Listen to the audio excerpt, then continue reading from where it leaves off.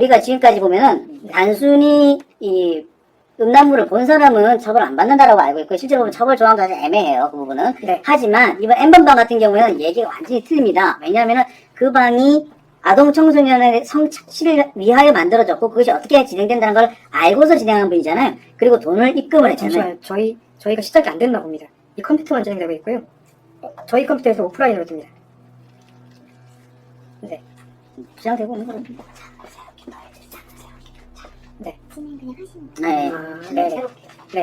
알겠습니다. 지금 방송 상태가 끊어졌다가 다시 연결됐다가 좀 저희가 지금 지금 헷갈리는 상황인데요. 네. 계속 진행하도록 하겠습니다. 자, 왜 그 방송 텔레그램 회원들도 처벌을 받는지. 네.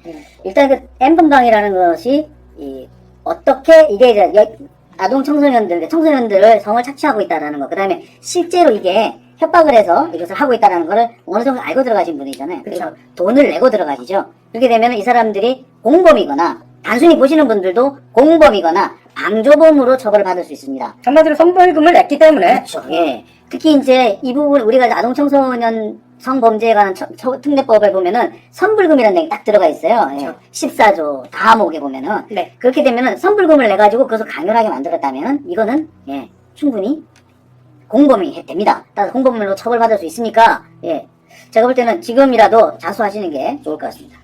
자, 외국 법원들은 사실은 매우 강력한 처벌 그리고 법조항이 있습니다. 그 내용은 우리 김태현 기자가 좀 정리를 한번 해볼까요? 네. 이게 이제 영국에서 적발된 사례인데요.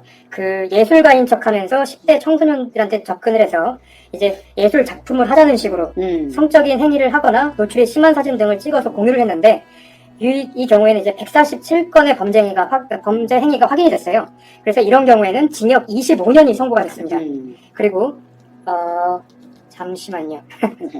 또 해외 어떤 나라에서는 무엇보다도 네네네. 아동 성착취물을 단순 소유한 사람도 최대 징역 5년에 처해질 수 있다라는 그런 내용도 있고요. 영국에서는. 그다음에 이제 우리나라 같은 경우 그렇습니다.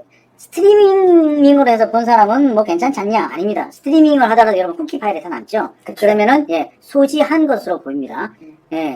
단순히 그냥 보기만 했다라고 하려면 그 스트리밍 파일도 다 지우셨어야 돼요. 그리고 텔레그램으로 보셨던 분들이 절대로 핸드폰만으로 보진 않았을 것 같아요. 제 생각엔. 집에 있는 컴퓨터를 포렌식해도 걸릴 것 같습니다. 네. 그러니까 제가 다시 한번 말씀드립니다만 포렌식 하면 다 나옵니다. 그러니까 혹시라도 지금 두려움에 떨고 계신 분들 자수하시기 바랍니다. 하여튼 이번 텔레그램 N번방 경찰 수사는 정말 철저하고 대대적으로 해서 다시는 이런 어린이 청소년 성착취물, 음란물이 이 땅에 다시 나타나지 않게 이번 일을 계기로 정말 엄정하고 엄격한 처벌 필요할 것으로 보입니다. 우리가 아무리 나쁜 짓을 해도 쓰레기는 될지언정 괴물이나 악마는 되지 말라라는 말을 많이 하잖아요. 이분들 이제 N번방 같은 경우 N번방은 괴물이자 악마입니다. 여러분, 수사하는 경찰 그리고 앞으로 검찰이 더 추가 수사를 할 가능성도 있고요. 법원에서는 이 부분에 대한 형사적인 판단을 할 겁니다. 법이 허용하는 최대한의 무거운 벌을 내려주길 법원에도 부탁드립니다. 자, 우리 윤석열 총장 얘기로 이제 넘어가 볼까요? 우리 아직 더 못한 얘기 있나요? 준비한 얘기 중에? 아니요. 지금 우리 윤석열 총장 얘기를 해야죠, 이제. 저 조금만 보태고 싶은데. N번방 얘기, 우리 김태형 기자는 또.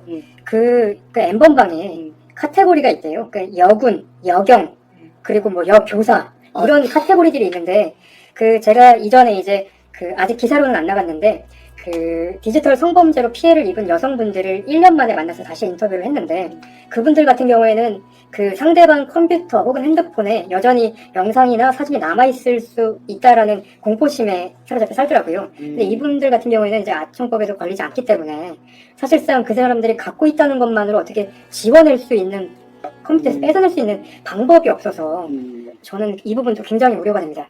작년 말에 대구 출장 갔다 온 사건이죠? 그 얘기 그래도 잠깐 좀 해주세요. 어떻게 됐는지 그때. 그쵸. 그러니까 피해자분, 예전에 거제도 몰카 피해 사건, 피해자분과, 그리고 대구 이제, 전 남친 아니고, 그냥 남성분한테 찍힌 건데, 그분이 법무사였어요. 그러니까 이 두 건을 가지고 취재를 하고 있는데, 1년이 지나고 나서도 그 재판이 여전히 진행되고 있고요. 그리고 그 재판에서도 그분들이 찍힌 영상이나 사진을 그러니까 지우도록 명령을 할 수 없다는 사실을 이분들이 사실은 저를 만나자마자 첫 번째 했던 말이 저 영혼이 타버린 것 같다. 그리고 그 수면제가 없으면 잠을 잘 수 없고 매일 모든 사람들이 나의 버선목을 보는 것 같다. 그래서 되게 피해를 좀 호소하셨어요. 그러니까 한마디로 피해자의 어떤 증거에 대한 게 법원에서 네. 그거를 삭제를 하라고 명령을 못 하는 거죠. 현행법 네, 삭제를 시킨다고 하더라도 이게 어디 어떻게 남아있는지 모르기 때문에 네. 항상 걱정일 거예요. 근데 뭐 방법이 전혀 없는 건 아니에요. 그러니까 가해자한테는 그 삭제를 하게 되면은 뭐 일종의 그 약간의 그 선처를 해줄 수 있다든지 또는 그것보다 이게 민사상으로도 또 할 거기 때문에 네. 민사상 손해배상을 할 때 손해액을 감면해준다든지 이런 방법은 있긴 해요. 그렇죠. 근데 이게 글쎄요, 조금 이렇게 쉽지는 않은 부분이라 네. 그렇다고 하더라도 이게 실효성이 있는지도 좀 다른 문제라 되게 그분들 만났을 때마다 느꼈던 게 그 되게 그 인터뷰이한테 그러니까 인터뷰를 하는 사람한테 감정이입이 되면 안 되는데 그분들이랑 대화를 하다 보면 울음이 나올 것 같더라고요. 조금 너무 힘든 게 느껴져서.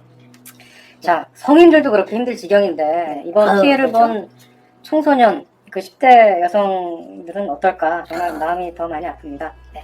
다시 한번 우리 엄벌과 그 단호한 처벌 그리고 법원의 무관용 선고 기대해 봅니다. 네. 자, 우리 윤석열 총장 장모 얘기를 우리 계속 나눠보죠. 네, 뭐 지금 이 윤석열 총장의 장모와 관련돼 가지고 어떤 분이 이런 말씀하세요. 엠번방 때문에 이 사건이 묻히는 게 아니냐? 하는데 아닙니다. 저희가 계속해서 파헤치고 있습니다. 엠번방 그리고 코로나19 이 와중에 그 윤 총장의 가족 스캔들이 지금 사실은 많이 묻히고 기사되지 않고 있지만 저희 그렇죠. 아주 3D에서는 굉장히 나름대로 끝까지 계속 하고 있죠. 네. 지난주 금요일 얘기부터 좀 먼저 해야 될 것 같은데요. 네. 그 한겨레 보도가 하나가 됐어요. 근데 그게 이제 그 윤석열 총장 장모의 어떤 지금 피해 상황을 대검을 통해서 입장을 발표한 건데 당시에 보면은 뭐 안모 씨가 뭐 나를 덫을 놓았다, 나에 대해 덫을 놓았다, 함정을 팠다 이런 얘기를 했는데 이게 왜 굳이 대검을 통해서 나온 건지 너무 궁금하더라고요. 그래서 이제 그 장 선배도 저한테 얘기를 하시고 저도 바로 취재를 들어갔는데 저희가 그 대검에 전화해서 이게 왜 그 대검을 통해라는 기사가 나왔냐라고 얘기했을 때 대검 부대변인이 그냥 우리는 배경 설명을 했을 뿐이다라고 얘기했는데 잠시 뒤에 그 대검을 통해라는 그 문구가 사라졌습니다. 네, 이게 뭐냐면요. 이게 이제 원래 여러분 아마 지난주에 이 기사 보셨을 겁니다. 여기 보면은 윤석열 장모, 잔고 증명서 인터넷 그림 캡처 위조 뭐 이런 기사를 보셨을 거예요. 여기 보면은 요 밑에 부제목 밑으로 보면은 최씨 대검 통해 안씨 주장은 거짓. 이게 안씨가 제보자죠.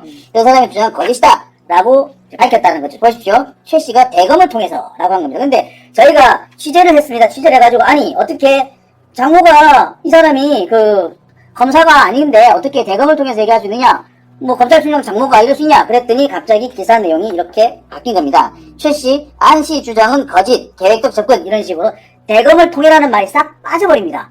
자, 이 부분이 정말로 놀라운 부분인데요. 자, 그러면서 우리가 그 사이에 다시 우리가 검찰에 요청을 했었죠. 어떻게 된 거냐라고 했더니 검찰 말은 그렇습니다.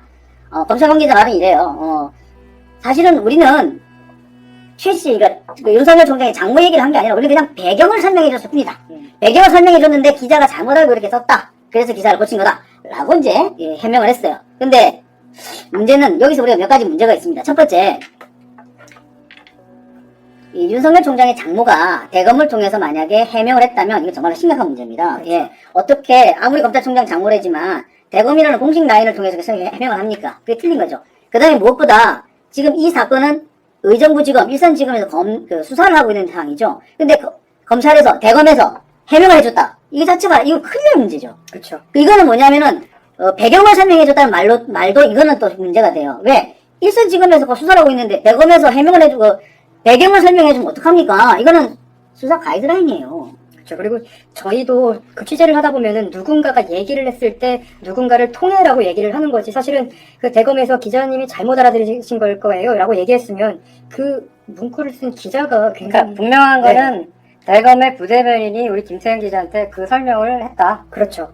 그리고 한겨레 기자한테 이런 배경 설명을 했다. 네. 배경 설명이라는 말을 정확하게 했어요. 이제 배경 설명이라고 있습니다. 자, 근데 배경 설명, 최 씨가 직접 대검을 통해서 설명 안 했다고 해도, 그냥 대검 부대변인이, 그 배경을 설명했다가 이게 정말 문제인 거예요 지금. 그리고 일선지검에서 수사하고 있는데 뭐 하는 짓이야 이거. 그리고 적절한 예가 될지 모르겠으나 예를 들어서 어떤 조직의 장, 그건 공공기관의 장. 네. 그러니까 쉽게 얘기해서 지금 현직 대통령을 관계해야 되는 건 아니지만 만약에 대통령이 자기 처가의 일이 잘못됐어. 근데 청와대 부대변인이 기자한테 설명했어. 그거랑 뭐가 달라? 그럼요. 난리가 나죠, 난리가 나죠. 난리가 나면 되죠. 그리고 다시 전화가 왔었어요. 그 첫 번째 배경 설명을 했다. 그 두 번째 전화가 왔는데 두 번째 전화 와서 했던 말이 배경 설명은 맨 마지막 문장을 배경 설명한 것이다. 라고 다시 설명을 합니다, 저한테. 아, 그러니까 전화를 다시 걸었다고요? 네. 근데 그 마지막 내용과 그 윗문단이 크게 차이가 없어요. 다시 전화할 필요가 없는 사안인데 다시 전화했다는 거에서 조금 더 의심이 되는 거예요. 제가 볼 때는 대검에서 지금 도덕적 해이가 벌어졌다라고 밖에 생각이 안 들어요. 여기에 대해서 그 윤석열 총장 장모에 대해서는 대검이 개입을 하면 안 돼요. 그런데 자꾸 개입을 하고 있어요. 그러면서 그 개입을 한 거에 변명을 하다 보니 말이 꼬이는 겁니다. 이거는 일선지검에서 수사를 하고 있는 거기 때문에 대검은 여기서 입을 열면 안 돼요. 아니 그러면 장모 최모 씨는 변호인 선임 안 했어요?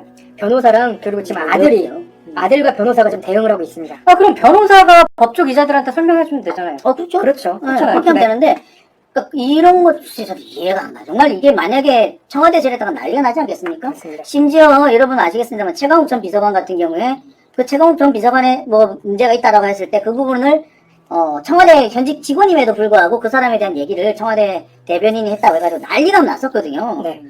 이거에 비하면은 이거 어떻게 되는지 모르겠 똑같은 상황인데. 그렇죠. 아니 뭐 만에 하나 뭐 100보 50보 양보해서 청와대 직원이 관련된 부분에 대해서 대변인이 얘기를 했어. 그거는 논란이 됐었지만 네. 근데 뭐 직원이야 그렇다 치고 만약에 어떤 조직의 공공기관의 수장이 개인적인 일에 스캔들을 가지고 그 대변인실에서 해명을 하고 배경 설명을 얘기한다는 건 다른 부분을 다 제외하더라도 맞지 않는 얘기죠. 네, 한마디로. 있을 수가 없습니다. 자, 우리가 아까 그 법무부가 이미 2013년에 윤석열 검찰총장이 여주지청장으로 있을 때 네. 정직 1개월 처분을 받았다라는 그 팩트에 대해서 우리가 얘기를 하다가 네. 그 연결고리가 어디까지 됐냐? 그 사람 이름이 나왔잖아요. 예. 누구였죠? 그 사람 이름? 우리 다 같이 여쭤볼까? 하나, 둘, 셋. 황. 왜 안 해? 네, 몰빵은 안 해도 나는 그럼 정만 얘기했고 여러분들이 그럼 이름을 얘기해. 제가 황. 교를 하겠습니다. 안. 자, 네. 저희가 그냥 지금 농담으로 한 건 아니고요. 그 2013년 윤석열 당시 여주지청장이 정직 1개월 징계를 받은 예, 사실이 맞습니다. 분명히 있습니다. 네. 그건 뭐 흔들릴 맞죠. 수 없는 팩트로 하는 안보에도 거고요. 나왔고요. 예. 그때 당시에 법무부 장관이 황교안 지금 현재 그 통합당 대표이자 미래통합당 대표이자 종로구의 후보인 국회의원 분이죠. 후보죠. 예. 자, 근데 이 정직 1개월 처분이 법무부 그 안에서 이해할 수 없는 그런 해명들을 했다는 사실, 그리고 네. 황교안 당시 장관이 그 상황에 대해서 석연치 않은 해명을 해서 지금 네. 결국은 그 윤석열 총장의 실체적 진실이 뭐냐, 이 부분이 지금 논란이 다시 되고 있어요. 그러니까 이게 이런 겁니다. 그러니까 여러분 다 아시다시피 윤석열 검찰총장은 그러니까 박근혜 정부 당시에 그 국정원 댓글 사건과 관련 수사를 했었죠. 그것 때문에 찍혀서 징계를 받았다. 우리 그렇게 알고 있었습니다. 그런데 실제로 징계받은 사유는 법무부가 공개하기로는 이 사람이 재산 등록을 할 때 누락된 부분이 있어서 그것 때문에 정직 1개월을 먹었다라고 해서 관보 행위를 개시했어요. 그렇죠. 자, 그런데 당시에 이 정대택 씨가 윤석열 검찰총장과 그 장모 그다음 부인과 관련해서 계속 민원을 제기합니다. 법무부, 검찰 쭉 냈어요. 그런데 이분한테 법무부가 공문을 보내서 회신을 합니다. 당신이 민원 제기한 이 건 우리가 징계했어요. 뭘로? 당신이 말했던 그 건을 징계했어요. 네. 라고 보낸 겁니다. 이제 관보에는 재산 등록을 잘못해서 징계했다라고 했는데 민원인들한테는 당신이 말한 그 건 장모건과 관련해가지고 우리가 징계를 했어요. 정직 1개월 라고 답을 보냈습니다. 정대택 씨도 그거 받고 그럼 징계를 했단 말이야 이렇게 이해를 했다는 거죠? 그러니까 애초에 정대택 씨가 징계를 요구한 사유는 독직, 네, 뭐 이런 독직 거죠? 그리고 위증, 명예훼손 명예훼손. 이렇게 해서 완전 그 장모 최 씨와 관련된 사유라서 정대택 씨는 당연히 그걸 회계건이라고 했는데 관보에는 전혀 다른 내용이 실려 있는 겁니다. 관보에는 뭐 저 재산 등록할 때 항명 재산신고 누락 이렇게만 이유가 적혀 있는데요. 그 2017년 2월, 그러니까 정권이 바뀌기 전에 황교안 당시에 이제 법무부 장관이었나요? 그 당시에 국무총리, 대통령 권한대행. 네, 권한대행일 때는 그 다른 사유가 있다라고 정도로만 밝혔었습니다. 자, 그러니까 황교안 당시 법무부 장관, 그 다음에 나중에 국무총리 되신 분, 이분의 입장 발표가 세 가지가 다 다른 거죠. 그렇죠. 예. 관보에 걸린 내용, 그 다음에 공문으로 회신한 내용, 그리고 국회에서 답변한 내용이 다 각각 다르다는 겁니다. 자, 정리를 해보자면 윤석열 여주지청장을 하던 당시에